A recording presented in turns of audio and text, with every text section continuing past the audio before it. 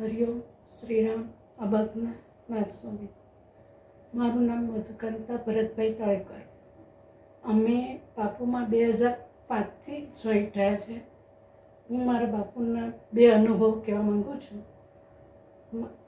5-6 વર્ષ પહેલાં મારા સાસુ એક્સપાયર થઈ ગયા હતા. ત્યારે હું મારી બેબી જોડે સ્કૂટર પર સામાન ખરીદવા ગઈ હતી શાક માર્કેટમાં.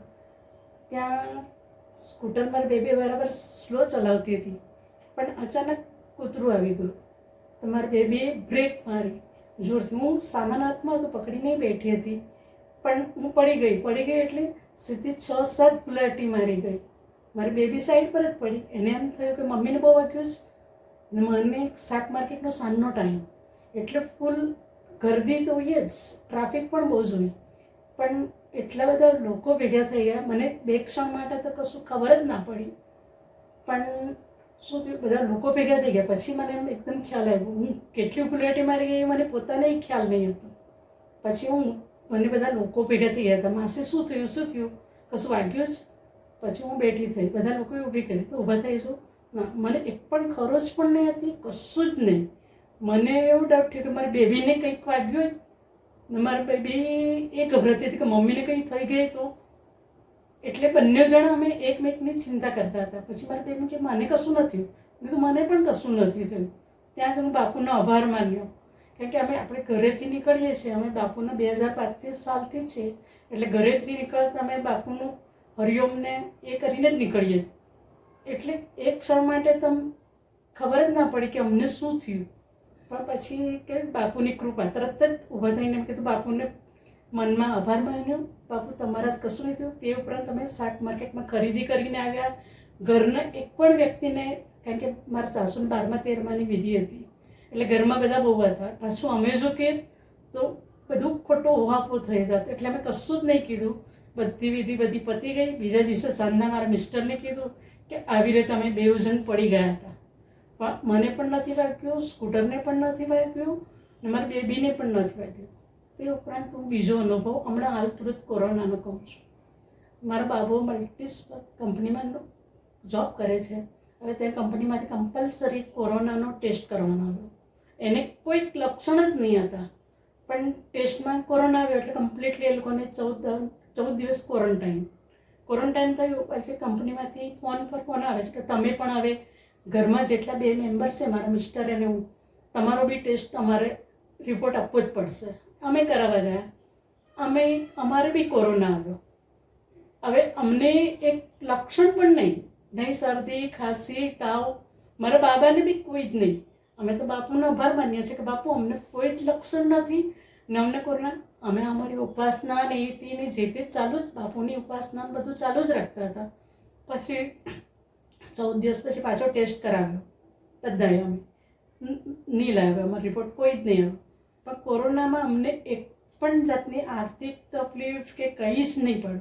મારા મિસ્ટરને પણ નહીં કંઈ થયું. ને મારા બાબાને કોરોનામાં થોડીક વધારે, એની કંપનીમાં 2 મહિનાથી રજા હતી, છતાં પણ એને બાબાની સેલેરી પણ નહીં રોકી, એની રજા પણ નહીં કરી, ઉપરથી અમને આર્થિક મદદ પણ મળી. બાપુને એટલો આભાર માનીએ અમે કે અમને કોઈ જાતની કોરોનાને લોકોને બહુ જ આર્થિક, અમને સાંભળીને આપણે એમ એ થઈ જાય છે, પણ અમને બાપુના મનથી તો અમે એટલા બધા, કોઈ દિવસ બાપુના કોરોના થયો છે કે કોઈ બી બીમારી આવી છે, અમે મનથી નથી હારી જતા. એક જાતની આપણનામાં શક્તિ રહીશ. અમે બાપુની ઉપાસનામાં કરીએ છીએ, પછી આપણે મહિષાસુર મર્દિની પ્રપાતિ પણ કરીએ છીએ. આપણને બાપુ કહે છે કે પ્રપાતિથી તમને ખબર ના પડે, પણ તમને આખું વર્ષ અમને એવા ઘણા અનુભવ થયા છે કે બધા ઘરમાં હારી જાય, પણ મારામાં એટલું બધું સ્ટ્રોંગ આવી જાય તે ઘડીએ, પણ હું બધાને એમ હિંમત આપી દઉં એટલે બધા પાછા ઊભા થઈ જાય. પછી થોડીક નર્વસનેસ આવી જાય, પાછું આપણે બાપુનું પ્રાર્થના કરીએ, પછી આપણામાં એક જાતની શક્તિ જ આવી જાય છે. એટલે હું બાપુનું ખૂબ ખૂબ આભાર માનું છું. ને બાપુના અમને ક્ષણે એવું નહીં કે એક જ દિવસ અનુભવ, ક્ષણે અનુભવ થાય છે. બાપુને આ ચમત્કારમાં અમે માનતા જ નથી. ઘણા લોકો એમ કહે છે કે ચમત્કાર, મેં કીધું ના, ચમત્કાર નહીં, અમારા બાપુની શક્તિ જ છે.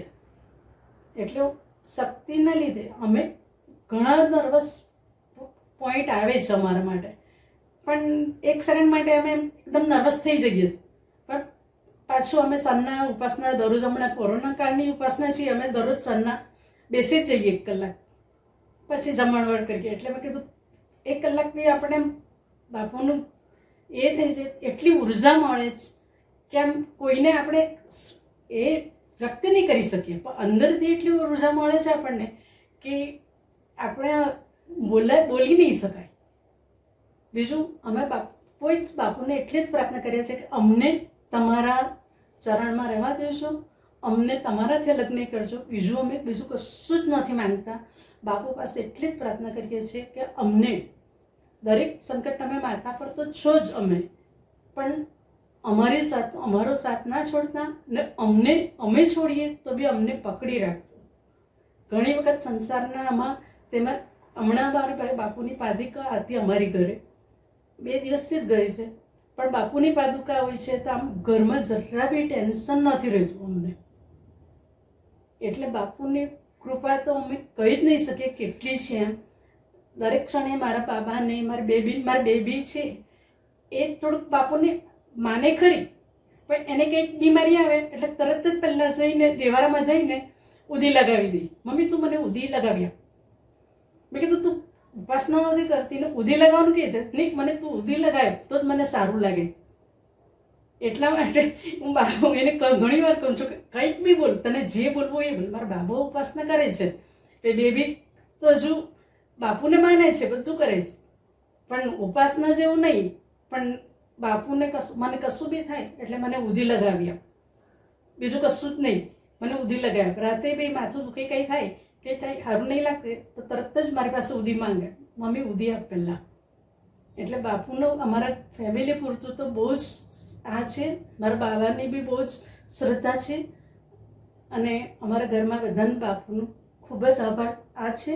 અને હું બાપુને એક જ પ્રાર્થના કરું છું કે અમને તમારા ચરણોમાં રહેવા દેજો ને અમને અમારા માથા પર જે તમારી છત્રછાયા છે તે રહેવા દેજો. હરિઓમ શ્રી રામ. અબતના